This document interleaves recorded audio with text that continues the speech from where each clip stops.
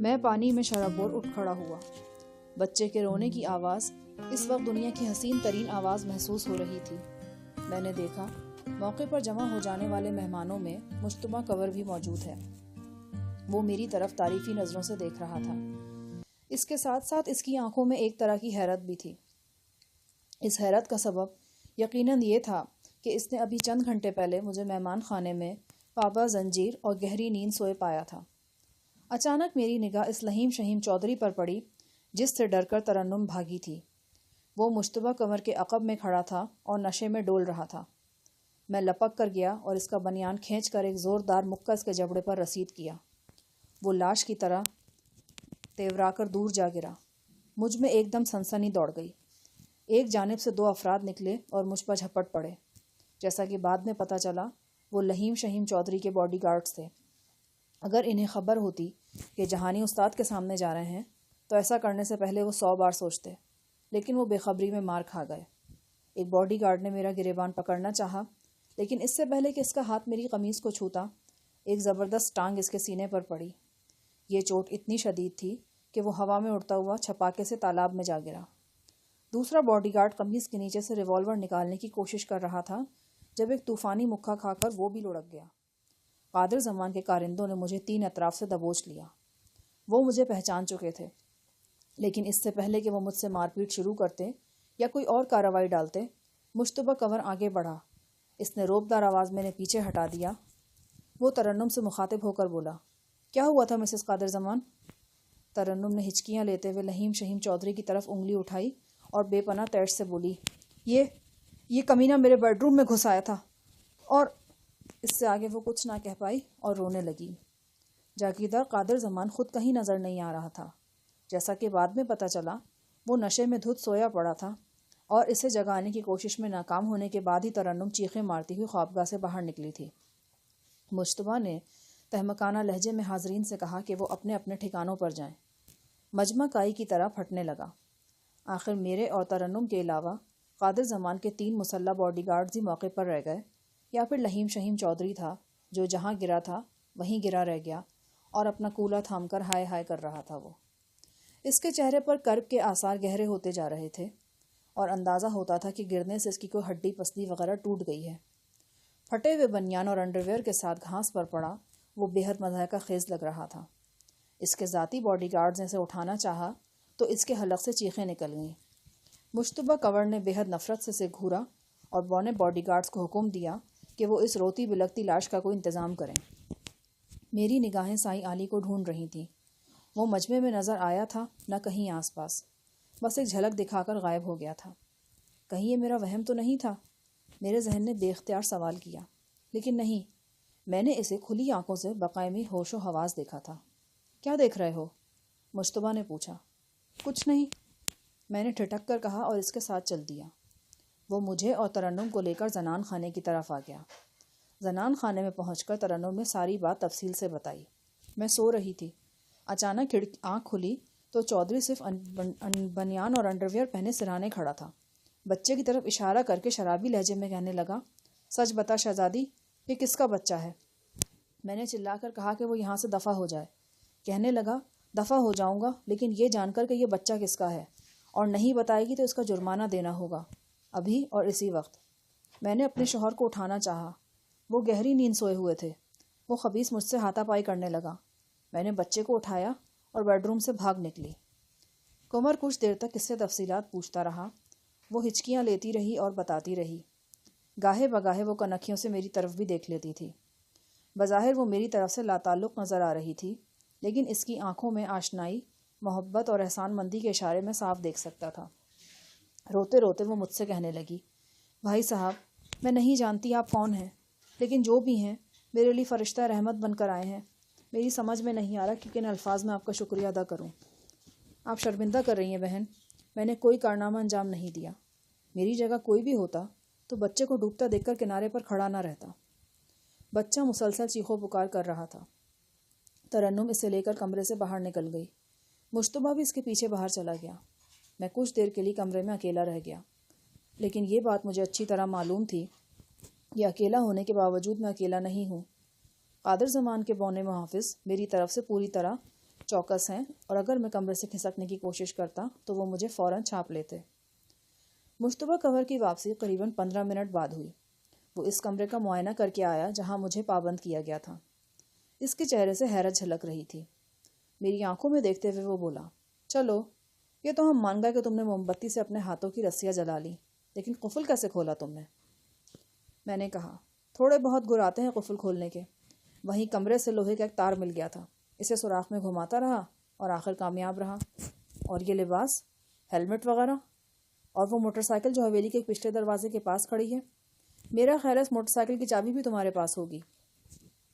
یہ لباس اور ہیلمٹ تو یہیں ایک کمرے سے مل گئے تھے۔ موٹر سائیکل کی مجھے خبر نہیں، پتہ نہیں آپ کس موٹر سائیکل کی بات کر رہے ہیں۔ اچھا، اب کیا ارادے ہیں تمہارے؟ اس نے ایک دم موضوع بدلا۔ اندازے سے ظاہر تھا کہ اسے میری کسی بات کا یقین نہیں آیا، لیکن وہ خواہ مخواہ کی بحث میں الجھنا نہیں چاہتا تھا۔ میں نے کہا، قیدی بیچارے کا ارادہ ہمیشہ یہی ہوتا ہے کہ وہ کسی طرح قید سے رہا ہو جائے۔ اس نے بڑے غور سے میری طرف دیکھا۔ اس کی بادامی آنکھوں میں ایک نایاب قسم کی فولادی سرد مہری تھی۔ مسکراتے ہوئے وہ بولا، تم تھوڑی دیر کے لیے مجھے بادشاہ سلامت تسلیم کر لو اور یہ سمجھو کہ میں نے تم سے تمہارا ایک سوال پورا کرنے کا وعدہ کر رکھا ہے۔ بولو، کیا سوال کرتے ہو تم؟ میں سوال نہیں کرتا۔ میرے فقرے کی بازگشت چند لمحے تک کمرے میں گونجتی رہی۔ اس گونج میں مشتبہ کور کا چہرہ کئی رنگ دکھا گیا۔ وہ اپنی خوبصورت آنکھوں سے یکٹک میری طرف دیکھتا رہا، پھر بولا، میرے ساتھ چلو گے؟ کہاں؟ میرے گھر۔ میں قیدی ہوں، آپ جہاں چاہیں لے جا سکتے ہیں۔ قریباً 24 گھنٹے بعد میں جنوبی لاہور کی ایک وسیع و عریض محل نما عمارت میں موجود تھا۔ یہ مشتبہ کنور کی نجی رہائش گاہ تھی۔ یہاں وہ اپنی بے حد خوبرو بیوی زلیخا اور کوئی 4 درجن ملازمین کے ساتھ رہتا تھا۔ ایک محل میں پائی جانے والی ہر آسائش اور آرائش اس عمارت میں موجود تھی۔ دبیز قالین، بیش قیمت فرنیچر، جہازی سائز کے غالیچے، منقش در و دیوار اور بڑی بڑی الماریوں میں طلائی اور نقرے ظروف۔ رئیسانہ ٹھاٹ باٹ کے علاوہ جاگیردارانہ بود و باش کی علامتیں بھی اس محل میں بکثرت نظر آ رہی تھیں۔ نئے ماڈلز کی بے داغ گاڑیاں، اعلیٰ نسل کے کتے اور وسیع نشستگاہ میں اسلحے کی نمائش اور جانوروں کے سروں کی بے شمار ٹرافیاں۔ یہ محل دل نواز مناظر سے سجی ہوئی ایک چھوٹی سی دنیا تھا، اور مشتبہ کور کی حیثیت یہاں ایک مطلق العنان حکمران کی تھی۔ مجھے معلوم نہیں تھا کہ مشتبہ نے مجھے قادر زمان کے چنگل سے کیسے نکالا ہے، اور مشروط طور پر نکالا ہے یا غیر مشروط طور پر۔ نہ ہی میں یہ جانتا تھا کہ مجھے فرار میں مدد دینے والے پر کیا گزری ہے، اور یہ راز کھلا بھی ہے یا نہیں۔ اس کے علاوہ یہ بات بھی میرے علم میں نہیں تھی کہ صوبے کا یہ اہم ترین شخص مجھ پر کیوں مہربان ہو رہا ہے۔ میری حیثیت اس محل میں ایک معزز شاہی مہمان کی سی تھی، اور شاہ کی خادمائیں اور خادمین میرے قدموں میں بچھے جا رہے تھے۔ اپنی آمد کے تھوڑی دیر بعد میں نہانے کے لیے ایک لق و دق اور سجے سورے باتھ روم میں داخل ہوا، اور اسی وقت میری قمیض کی جیب میں ایک طے شدہ کاغذ نکل کر مرمری فرش پر گر گیا۔ میں نے کاغذ کھول کر دیکھا اور حیران رہ گیا۔ یہ ایک خط تھا اور مجھے ترنم زمان کی طرف سے لکھا گیا تھا۔ ترنم زمان کا ایک خط مجھے غزالہ کی معرفت چند ماہ پہلے ملا تھا، لہٰذا تحریر پہچاننے میں مجھے قطعی دشواری نہیں ہوئی۔ میں جھوک ضامن کی خون آشام حویلی میں صرف 2 روز رہا تھا۔ یہ خط اس مختصر قیام کے دوران لکھا گیا تھا اور میری جیب میں پہنچایا گیا تھا۔ لکھا تھا، شاہ جہان صاحب، میں غزالہ اور آپ سے اتنی شرمندہ ہوں کہ اپنے آپ میں مری جا رہی ہوں۔ غزالہ نے جس طرح دن رات ایک کر کے میرا علاج کیا اور میری جان بچانے کے لیے اپنا تن من داؤ پر لگایا، میں زندگی بھر فراموش نہیں کر سکتی۔ وہ انسان نہیں، فرشتہ ہے۔ میں جب تک زندہ رہوں گی میرے منہ سے اس کے حق میں دعائے خیر نکلتی رہے گی۔ کاش میں اس قابل ہوتی کہ آپ کے احسانوں کا تھوڑا سا بوجھ ہی کم کر سکتی۔ میرے دل میں آپ کی عزت پہلے بھی کچھ کم نہیں تھی، لیکن کل رات آپ نے میرے بچے کی زندگی بچا کر مجھ پر وہ احسان کیا ہے کہ مجھے شکریہ ادا کرنے کے الفاظ ہی نہیں مل رہے۔ کاش میں آپ کو اور غزالہ کو اپنی دلی کیفیت سے آگاہ کر سکتی۔ کل رات جب میرے شوہر کے کارندوں نے آپ سے کھینچا تانی کی تو بخدا مجھے یوں لگا کہ کسی نے میرے کلیجے پر ہاتھ ڈال دیا ہے۔ میں یہ سوچ کر سرتاپا لرز جاتی ہوں کہ کل کلاں غزالہ یا آپ کے ساتھ کسی طرح کا ناروا سلوک ہوا تو کیسے برداشت کر پاؤں گی۔ میں دل کی گہرائی سے دعا کرتی ہوں کہ خدا نہ خواستہ کوئی ایسا وقت آئے تو مجھے موت آ جائے۔ بھائی صاحب، میں نے پہلے بھی آپ سے درخواست کی تھی اور اب پھر دستبستہ عرض کرتی ہوں کہ جاگیردار صاحب اور ان کے حوالیوں کی پہنچ سے بہت دور نکل جائیں۔ آج نہیں تو کل یہ لوگ آپ کو شدید نقصان پہنچا کر رہیں گے۔ میں جاگیردار صاحب کی بیوی ہوں، انہیں مجھ سے زیادہ اور کوئی نہیں جانتا۔ میں چاہتی ہوں کہ آپ میرے مشورے پر بہت سنجیدگی سے غور کریں۔ ایک بالکل ذاتی نوعیت کی بات بھی میں آپ سے کرنا چاہتی ہوں۔ یہ بات غزالہ کے حوالے سے ہے۔ ایک عورت دوسری عورت کے دل کا حال زیادہ اچھے طریقے سے سمجھ سکتی ہے، اور میں اس نتیجے پر پہنچی ہوں کہ غزالہ آپ کی محبت میں ضبط کی آخری حدوں کو چھو رہی ہے۔ وہ اب خود کو ایک ہاری ہوئی شکست خوردہ عورت تسلیم کر رہی ہے، ایک ایسی عورت جو اپنے پیار کو پانے کے لیے وہ سب کچھ کر چکی ہے جو کر سکتی تھی، اور اب بے دم ہو کر بیٹھ گئی ہے۔ اس کی یہ مایوسی دیکھ کر جہاں مجھے ترس آتا ہے، وہاں ایک عجیب طرح کا اندیشہ بھی ہوتا ہے۔ خدا نہ کرے کبھی آپ دونوں کے درمیان فاصلے پیدا ہوں۔ ایک ہمدرد بہن کی حیثیت سے آپ سے یہ کہنا چاہتی ہوں کہ اب غزالہ کی پرخلوص چاہتوں کی اور آزمائش نہ کریں۔ وہ بکھر رہی ہے، اسے سمیٹ لیں، اپنا بنا لیں، کیونکہ یہ کیے بغیر نہ آپ سکھی رہ سکتے ہیں نہ وہ۔ آپ کی خیر اندیش۔ میں نے خط بغور پڑھنے کے بعد پھاڑ دیا اور اس کے پرزے فلش میں بہا دیے۔ طبیعت پر عجب طرح کی کسل مندی سی طاری ہو گئی تھی۔ غزالہ کا تصور تو پہلے ہی ذہن سے محو نہیں ہوا تھا، اب اور شدت سے در خیال پر دستک دینے لگا۔ میں اسے سرحد پار نہایت غیر یقینی حالات میں چھوڑ آیا تھا۔ ٹھنڈے پانی سے نہانے کے بعد میں نے ایک ہلکی پھلکی شلوار قمیص پہن لی اور بالوں کو تولیے سے رگڑتا ہوا باہر نکل آیا۔ میری نگاہ مشتبہ کور پر پڑی۔ وہ بڑی شان سے ٹانگ پر ٹانگ چڑھائے ایک صوفے پر براجمان تھا۔ اس نے کسی نہایت قیمتی کپڑے کا ہلکا پھلکا لباس پہن رکھا تھا۔ اس لباس سے اٹھنے والی بھینی بھینی خوشبو پورے کمرے میں پھیلی ہوئی تھی۔ یہ خوشبو بھی بہت خاص قسم کی تھی۔ آؤ بیٹھو شاہ جہان، اس نے صوفے کی طرف اشارہ کر کے بڑی شائستگی سے کہا۔ میں تولیہ کندھوں پر رکھ کر اس کے سامنے بیٹھ گیا۔ اس نے سگار کا کونا تراشا اور ایک طلائی لائٹر سے سلگا کر کش لینے لگا۔ مشتبہ کور کے اعلیٰ ذوق اور اس کی حد سے بڑھی ہوئی خوش لباسی کا اندازہ مجھے اس محل نما عمارت میں آتے ہی ہو گیا تھا۔ کنور اپنی غیر سرکاری حیثیت میں چند روز کے لیے لندن جا رہا تھا۔ اس کی خوبرو بیوی بھی ہمراہ تھی۔ جہاں وہ لوگ جا رہے تھے وہاں سردی تھی، لہٰذا گرم ملبوسات بھی ساتھ جا رہے تھے۔ ان ملبوسات کو دھوپ دکھانے کے لیے وسیع لان میں پھیلایا گیا تھا۔ مجھے یوں لگا جیسے نہایت قیمتی اور نایاب ملبوسات کی نمائش لگی ہوئی ہے۔ مشتبہ کنور کے درجنوں سوٹ، بیسیوں جیکٹس اور ان گنت گرم سوٹ بڑی نفاست سے الگنیوں پر جھول رہے تھے۔ ان میں سے کوئی چھوٹے سے چھوٹا اور سستے سے سستا لباس بھی 10-12 ہزار سے کم قیمت کا نہیں تھا۔ یہ ایک چھوٹی سی مثال تھی اس طرز زندگی کی جو مشتبہ کنور اختیار کیے ہوئے تھا۔ مشتبہ نے سگار کا گہرا دھواں فضا میں چھوڑتے ہوئے بغیر تہمید کے کہا، شاہ جہان، تم کوئی معمولی شخص نہیں ہو۔ اپنی صلاحیتوں کو معمولی اور بیکار کاموں پر ضائع مت کرو۔ یہ نوادرات اور ہیرے جواہرات کا چکر چھوڑو۔ ایسے کاموں میں کسی کو آج تک کچھ نہیں ملا۔ اگر بندے میں ہمت ہو اور دیکھنے والی آنکھ بھی ہو تو ہیرے جواہرات کے ڈھیر ہر جگہ پڑے ہوئے ہیں، سرکاری دفتروں میں، فیکٹریوں میں، شام لاٹ زمینوں میں، بڑے بڑے ٹھیکوں میں۔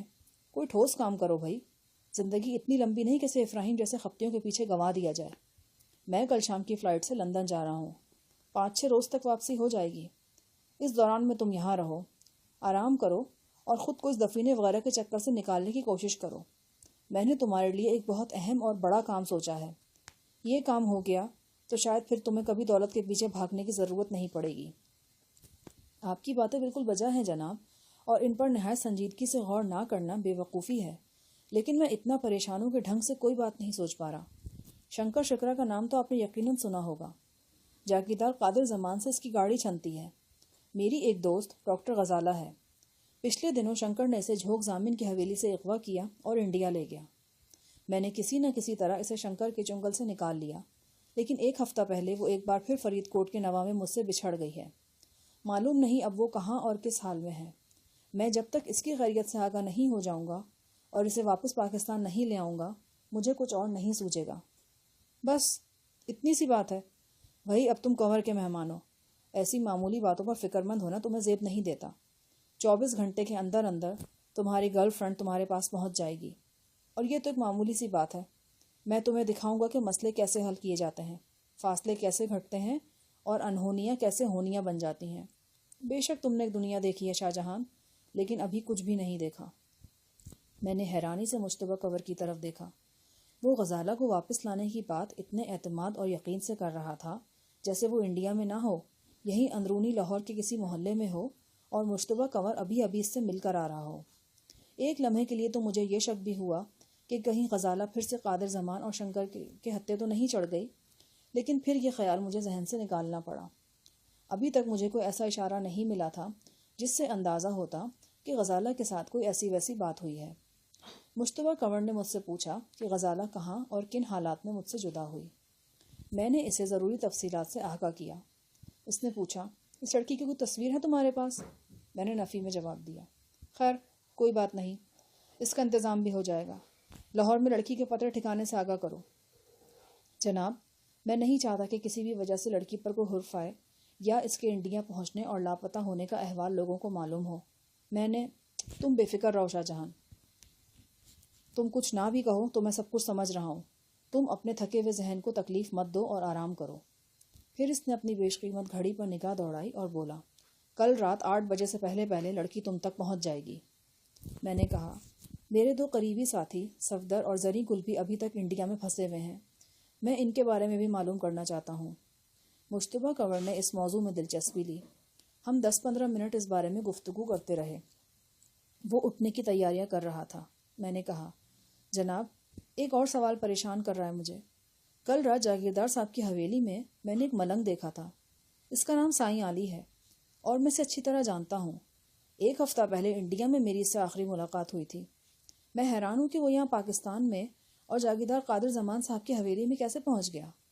کنور نے کہا، ٹھیک ہے، میں کل صبح اس بارے میں معلوم کر کے تمہیں بتا دوں گا۔ اور کوئی مسئلہ؟ نہیں، بہت شکریہ۔ کنور اٹھا اور بڑی شان سے چلتا کمرے سے باہر نکل گیا۔ اگلے روز 11 بجے دوپہر کے لگ بھگ مجھے غزالہ کے بارے میں اطلاع مل گئی۔ اطلاع پہنچانے والا تیکھے نقوش والا ایک تیز ترار شخص تھا۔ اس نے مجھے بتایا کہ 4 روز پہلے غزالہ صاحبہ اپنے گھر واقع گلبرگ 3 میں واپس پہنچ گئی ہیں۔ وہ بالکل ٹھیک ٹھاک اور خیریت سے ہیں، صرف پیشانی پر ایک چھوٹی سی چوٹ کا نشان ہے۔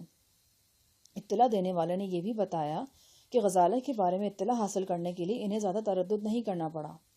انڈیا جانے سے پہلے ابھی وہ لوگ ابتدائی معلومات حاصل کر ہی رہے تھے کہ اس بات کا پتہ چل گیا کہ ڈاکٹر غزالہ واپس آ چکی ہیں اور اپنے گھر میں ہیں۔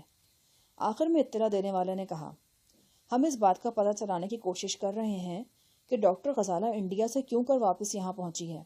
اس کے علاوہ آپ کے دونوں ساتھیوں کے بارے میں بھی کھوج لگانے کی کوشش کی جا رہی ہے۔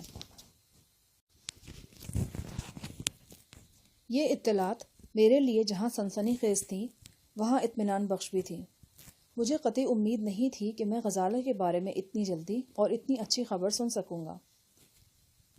غزالہ یہاں کیسے پہنچی یہ بعد میں جانا جا سکتا تھا۔ فی الوقت یہ بات اہم تھی کہ غزالہ بخیر و عافیت لوٹ آئی تھی۔ مجھے اطلاع دینے والے تیز ترار شخص کا نام خدا بخش تھا۔ اس کی وساطت سے مشتبہ کنور نے مجھے میرے دوسرے سوال کا جواب بھی پہنچا دیا۔ یہ سوال سائیں علی کے بارے میں تھا۔ خدا بخش نے بتایا کہ سائیں علی نامی وہ شخص قادر زمان کی حویلی میں موجود ہے۔ وہ کچھ دوسرے محتاجوں اور فقیروں کے ساتھ جشن ولادت والی پارٹی میں نظر و نیاز سمیٹنے کے لیے شامل ہوا تھا، لیکن اس کی قلندرانہ باتوں سے متاثر ہو کر جاگیردار صاحب نے اسے حویلی میں مہمان ٹھہرا لیا ہے اور وہ ابھی تک وہیں ہے۔ سائیں علی کاسب کی مانند ہر جگہ پہنچ رہا تھا اور یوں لگ رہا تھا کہ وہ اپنے غیر مرئی ہاتھوں سے اس سارے معاملے کو اپنی مرضی سے چلا رہا ہے۔ میرا دل گواہی دے رہا تھا کہ ابھی سائیں علی کی کچھ اور غیر معمولی صلاحیتیں سامنے آئیں گی۔ کنور لندن چلا گیا۔ میں اس کی محل نما رہائش گاہ میں 5 اسٹار خدمات کی زد میں تھا۔ ایک دن میں نے الماری کی ایک دراز کھولی تو اس میں 5 لاکھ روپے یوں پڑے تھے جیسے ردی کاغذ پڑے ہوں۔ ساتھ ہی کنور کی جانب سے ایک چٹ بھی تھی۔ شاہ جہان، یہ رقم تمہارے استعمال کے لیے ہے۔ اگر تم کہیں آنا جانا چاہو تو میری طرف سے تم پر کوئی پابندی نہیں، لیکن بہتر یہی ہے کہ میرے آنے تک تم یہیں قیام کرو۔ مجھے امید ہے کہ واپسی میں تمہیں کچھ اچھی خبریں سناؤں گا۔ یہاں تمہیں کسی بھی قسم کی ضرورت ہو یا کوئی کام ہو تو میں ایک اللہ کا جن تمہارے پاس چھوڑے جا رہا ہوں۔ اس کا نام خدا بخش ہے۔ تمہاری 1 گھنٹے پر یہ تمہارے پاس حاضر ہو جائے گا۔ کمرے میں ٹیلی فون، ٹیلی ویژن، VCR، ایئر کنڈیشنر اور فریج سمیت ہر بہترین سہولت موجود تھی۔ قد اعظم فریج فرانس اور انگلینڈ کی بہترین شرابوں سے بھرا ہوا تھا۔ روم سروس کے لیے ایک خادمہ موجود تھی، لیکن اسے خادمہ کہنا اور بطور خادمہ استعمال کرنا ایسے ہی تھا جیسے بہترین قسم کی شراب کو پانی کہا جائے اور اس سے ہاتھ دھونے کا کام لیا جائے، یا 7 زبانیں بولنے والی مینا کو صرف ایک پرندہ سمجھا جائے اور پکا کر کھا لیا جائے۔ وہ سرتاپا تہلکہ تھی، اور یہ تہلکہ دن میں کئی بار میرے کمرے میں برپا ہوتا تھا، اور یہ کو اکیلی لڑکی دعوت گناہ بن کر یہاں چکراتی نہیں پھرتی تھی، اس سے ملتی جلتی کئی تھی۔ میں جانتا تھا کہ وہ میری ایک جنبش ابرو کی منتظر رہتی ہیں، لہٰذا میں اپنی جنبش ابرو کا بہت خیال رکھتا تھا۔ اس چند روزہ قیام کے دوران میں میرا دسترخوان انواع اقسام کی لذتوں سے بھرا رہا۔ یوں لگ رہا تھا کہ مشتبہ کور جاتے جاتے اپنے 1 درجن باورچیوں میں مقابلہ حسن کارکردگی کا انعقاد کر کے مجھے اس مقابلے کا جج بنا کے گیا ہے۔ اب وہ لوگ ایڑی چوٹی کا زور لگا کر بہترین کھانے پکا رہے ہیں اور مجھ سے داد حاصل کرنے کی کوشش کر رہے ہیں۔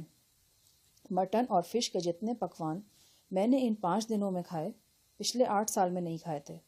چائنیز کھانے، چکن، ویجیٹیبل اور شاشلک وغیرہ بھی یہاں باقاعدگی سے پکتے تھے۔